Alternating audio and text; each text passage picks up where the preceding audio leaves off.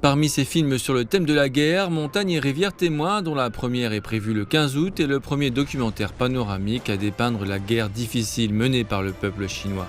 Le drame historique intitulé 731, dont la sortie est prévue le 18 septembre, raconte l'histoire des forces d'invasion japonaises menant des expériences de guerre bactériologique dans la ville de Harbin, dans le nord-est de la Chine. La date de sortie coïncide avec l'incident du 18 septembre 1931 qui a marqué le début de l'invasion japonaise qui a duré 14 ans.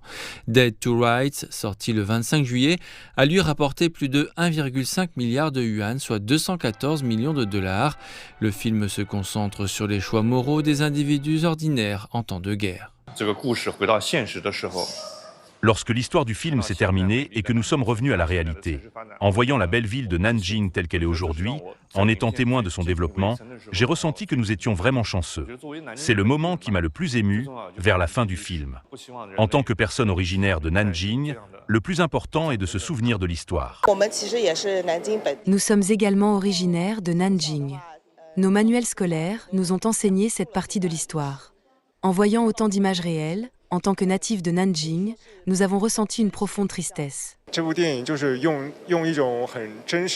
film utilise un langage visuel authentique pour dépeindre certaines scènes qui touchent vraiment le spectateur. Je pense qu'il est très instructif pour notre génération qui vit à une époque de paix. Les photos ont été prises à l'automne 2016. À l'époque, j'ai parcouru presque toute la ville de Nanjing, superposant d'anciennes photos aux paysages du Nanjing d'aujourd'hui. Elles témoignent des souffrances endurées par la nation chinoise pendant la guerre. J'ai regardé Dead to Rights plusieurs fois.